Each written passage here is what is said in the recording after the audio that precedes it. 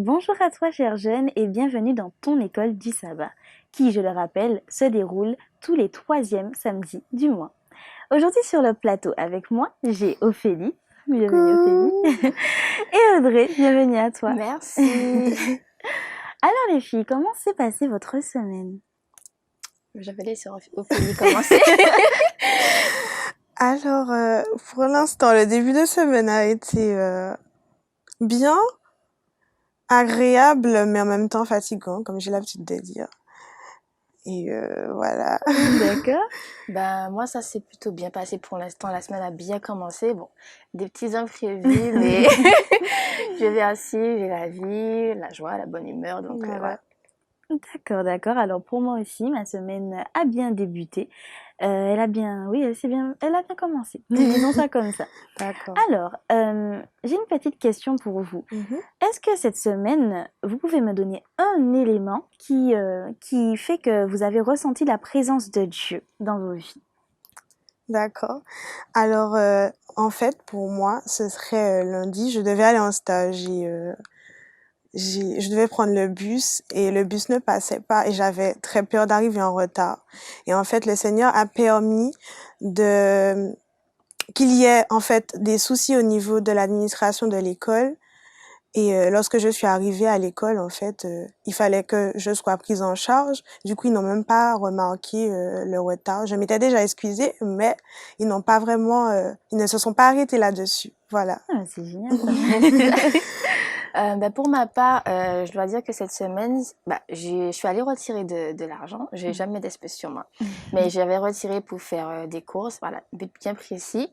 Et pas plus tard qu'hier, j'ai eu un petit incident et finalement, tout l'argent que j'ai retiré, vraiment au millimètre près, a servi du coup à toutes les dépenses pour mes soins. Et tout de suite, je me suis dit, ah mince, l'argent pour les courses, et en réfléchissant bien, je me suis dit, finalement, heureusement que j'avais retiré cet argent-là, parce que dans la majorité des endroits, ils préféraient l'espèce. Et du coup, je me suis dit, après, bon, finalement, merci Seigneur que j'avais cette espèce sur moi, parce que vraiment, j'ai jamais d'espèce sur moi. D'accord. Voilà, super. Ah ben bon, le Seigneur, enfin, on voit au quotidien que le Seigneur est présent dans notre vie. Exactement. C'est ça. Nous allons donc commencer tout de suite après ça.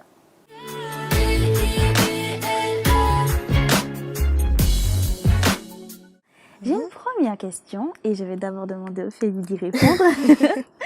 Qu'est-ce que le salut par la foi et par la grâce? D'accord.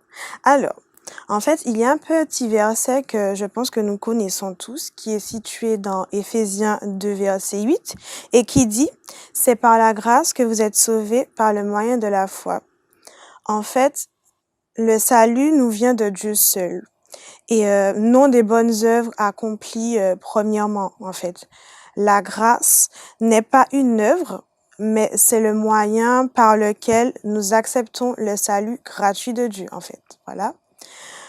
Lors d'une autre leçon, d'une leçon précédente, je ne sais pas si vous vous souvenez, on avait dit que la grâce est une faveur imméritée et que par conséquent, nous jeunes pouvons être assurés de notre salut, en fait, que si nous menons, en fait, nous sommes assurés de notre salut que si nous menons une vie remplie d'amour pour Dieu, une vie d'obéissance, malgré tout ce qui se passe autour de nous, malgré les tentations, nous devons nous efforcer de suivre les préceptes de Dieu. Voilà. D'accord. Pour compléter un peu ce qu'Ophélie vient de dire, et du coup je suis vraiment à 100% d'accord, pour moi le salut par la grâce, par la foi, c'est comme le happy end des films en fait. C'est voilà, il nous promet par le salut par la foi, c'est vraiment Jésus nous promet une fin heureuse, voilà, c'est la vie éternelle. Et la seule chose vraiment qu'on ait vraiment à faire pour bénéficier de cette fin heureuse, c'est juste d'apprendre à l'aimer, d'entrer dans une relation vraiment d'amour, vraiment. Et quand tu aimes quelqu'un, tu passes du temps avec. Et comme Jésus a une influence positive sur nous, du coup, son influence sur nous va nous amener une transformation de vie et ça va se ressentir autour de nous, par nos actions, par nos œuvres, mais qui seront vraiment secondaires. Et du coup, pour moi, le salut vraiment par la grâce, c'est vraiment ce côté vraiment amour, relation quotidienne que je développe avec Dieu. Oui. Alors, ma deuxième question, Ophélie. Oui. Quel impact Quel impact avoir une juste compréhension du salut par la foi et par la grâce a sur ta vie? Alors, en fait, je dirais que une fois que nous comprenons, que je comprends, que mm, une fois qu'on comprend la notion du salut par la grâce, en fait, chacune de nos actions, chaque jour, révèle l'amour que nous portons pour Dieu, en fait. Par exemple, un ami va venir vers moi et va me demander de l'aide, va me demander un conseil. Directement, je vais lui répondre avec amour. Je ne vais pas me dire, ah non, pourquoi il vient me voir? En fait, tout va, tout ce qui découle, toutes nos actions, en fait, vont refléter l'amour que Dieu nous porte, mais aussi l'amour nous lui portons, en fait. Et aussi, je dirais que on va mener une vie moi je mène une vie de reconnaissance continuelle. Je remercie Dieu pour tout ce qu'il fait chaque jour pour moi. J'adopte du moins une attitude de reconnaissance. Voilà. Oui. Ouais, j'aime Oui. beaucoup. Et du coup, pour moi, je dirais aussi que ça simplifie la vie finalement de savoir finalement c'est quoi vraiment le salut par la foi, par la grâce. Je suis plus conditionnée dans cette espèce de checklist en fait d'actions à accomplir pour me dire bon, ok, je vais monter au ciel parce que voilà, donc je fais ci, je fais ça, etc. Finalement, je me simplifie la vie en me disant je dois juste me concentrer vraiment sur ma relation avec Dieu, avec Jésus. Et comme elle disait, dans cette relation, c'est vraiment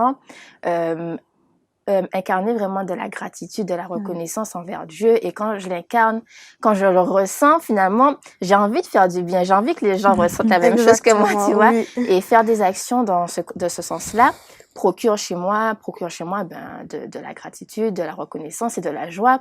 Et au final, quand je donne comme ça, juste le fait de voir la personne heureuse, c'est ce qu'elle me redonne. Voilà. Voilà. Et du coup, c'est vraiment satisfaisant, je trouve, d'aborder la chose comme ça. Audrey, alors j'ai une autre question pour toi. Quelle est la place des œuvres dans le salut? Au vu de tout ce qu'on a dit, je pense que les œuvres deviennent secondaires au final dans le salut. Ça vient vraiment après cette relation qu'on a mis en place avec Dieu, mais elles se font naturellement. Elles sont pas forcées, elles sont pas calibrées, elles sont vraiment naturelles. Elles découlent finalement, et peut-être même qu'on se rend pas compte qu'on a fait du bien à quelqu'un. Voilà, on l'a fait tellement naturellement, la personne va peut-être venir nous dire vraiment ça m'a fait plaisir tout ce que tu as fait pour moi, et on s'est dit dans notre tête c'est naturel, mais c'est parce que au final en abordant en sens inverse c'est ce qu'on ressent. Voilà, je suis d'accord en fait. Je voudrais juste dire que l'on aide pas parce que on veut être sauvé. On aide parce qu'on aime Dieu, en fait. On aide pas par intérêt. On aide parce que Dieu nous a donné la bonté de cœur et que on souhaite justement partager cette bonté autour de nous. Voilà. Alors, nous sommes d'accord que Dieu nous appelle à mener une vie sainte. Oui. Oui.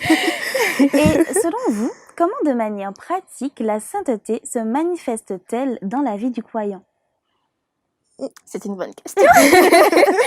C'est une bonne question. Je pense que ça va au final se refléter dans tous les aspects de notre vie.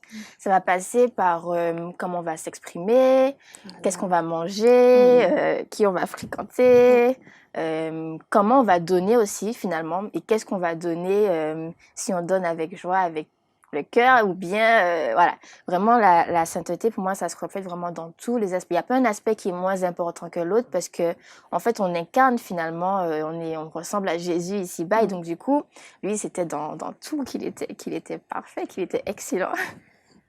C'est vrai en fait. La sainteté se manifeste à travers tout ce que nous faisons. Par exemple, en tant que jeunes, nous devons impacter, influencer les autres. Et ce sera à travers tout ce que nous allons faire que les autres vont voir que nous aspirons à la sainteté. Ce sera à travers, comme elle disait, notre attitude, notre façon de nous exprimer, notre façon de nous occuper de notre santé, de notre entourage. Franchement, c'est cela pour moi. Voilà. Alors, comme vous l'avez remarqué, Sephora n'est malheureusement pas avec nous aujourd'hui, Oui. mais elle a voulu apporter sa contribution. Alors, c'est elle qui répondra à la question suivante par le biais d'Ophélie. Oui. Alors, la question pour Sephora est: Dieu s'intéresse-t-il à ce que nous mangeons et sur quoi elle s'est basée pour répondre? D'accord. En fait, Séphora nous dit que l'expérience du peuple de Dieu dans le désert, avec tout ce qui est la manne, où il se plaignait, en fait, nous montre que Dieu s'intéresse aux besoins alimentaires de ses enfants. En fait, il a établi des règles, ou plutôt un mode d'emploi pour la nourriture, c'est-à-dire la façon dont nous devons nous nourrir. Et Dieu, dans son amour infini, elle a dit, ne nous oblige guère à les suivre, mais nous conseille vivement de les appliquer afin que nous puissions être en bonne santé. Elle nous donne la référence, nous pouvons donc trouver ces conseils, ce mode d'emploi dans Lévitique chapitre 11. Voilà. Donc merci Sephora si tu regardes. Alors, j'ai une autre question concernant la dîme. Alors, la dîme, est-ce un moyen inventé par l'Église adventiste pour s'enrichir? Je peux commencer. Vas-y. C'est vrai que par rapport au texte qu'on avait de référence pour la leçon qui est Deutéronome 14, et du coup à partir du verset 21 qui vraiment aborde la dîme, on se rend compte qu'au final ce n'est pas une invention miraculeuse de l'Église adventiste du 7e jour. Ça a toujours existé depuis le peuple d'Israël et la forme même de la dîme qui est aujourd'hui de l'argent, puisque c'est le moyen qu'on a, existait également parce que c'est vrai que dans le texte, Dieu a laissé comme précepte, quand ta dîme elle sera trop conséquente, puisque c'était du bétail et tout ça, de transformer cette dîme en argent, d'aller se réjouir et après d'apporter aux Lévites, à l'orphelin, à la veuve, à toutes les personnes finalement qui n'ont pas d'héritage comme avaient les personnes qui avaient les moyens du bétail, ceux qui n'ont rien au final, et de pouvoir leur apporter cette contribution qui leur servira à vivre tout simplement, à se nourrir et également à profiter un peu de la vie. Voilà. C'est vrai, donc en fait, on a souvent tendance à penser qu'il faut donner la dîme, c'est une obligation, je dois donner. Mais en fait, on donne avec joie. On donne parce que l'on est reconnaissant de tout ce que Dieu a fait pour nous. Nous sommes en vie, nous avons la santé et nous devons nous réjouir de donner cet argent parce que nous savons que cet argent va contribuer à la poursuite de l'œuvre, à la poursuite de comment dire ça, comment je pourrais le dire? La poursuite justement de la proclamation de l'évangile, par exemple dans les contrées qui sont un peu retirées où certaines personnes ne connaissent pas qui est Dieu. Cet argent peut servir à leur apporter la parole en fait. Voilà. Alors Ophélie, dis-moi, comment selon toi pouvons-nous utiliser nos ressources pour aider les moins fortunés? Comme on l'a dit précédemment, en fait, il faut toujours contribuer aux dons, que ce soit les dîmes ou les offrandes, car elles vont aider à justement non seulement poursuivre l'œuvre, mais l'œuvre de la proclamation de l'évangile, mais aussi les aider financièrement, comme dans certains pays, nous savons, quand nous écoutions le bulletin, nous voyons que certains pays n'avaient pas d'école.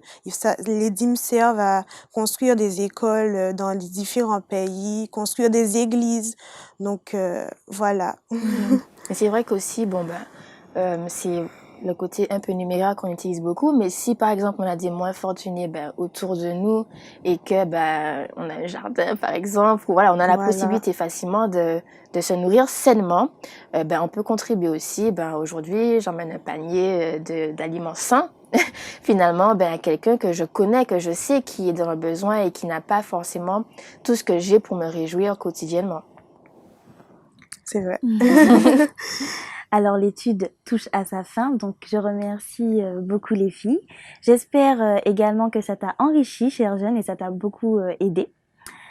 Nous allons quand même faire une petite conclusion, et Ophélie nous a trouvé un petit verset qui, je l'avoue, résume bien notre leçon. Oui, voilà. Alors donc, chers jeunes, écoute bien ce verset qui se trouve dans 1 Corinthiens 10, verset 31.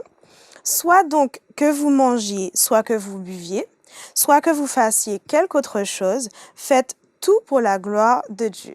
Voilà. Amen. Amen. Encore, merci à vous les filles. Un petit coucou à Sephora également, encore une fois. J'espère qu'elle sera avec nous la prochaine fois quand même. Oui, quand même. Et je vous invite à rester connectés pour la suite du programme.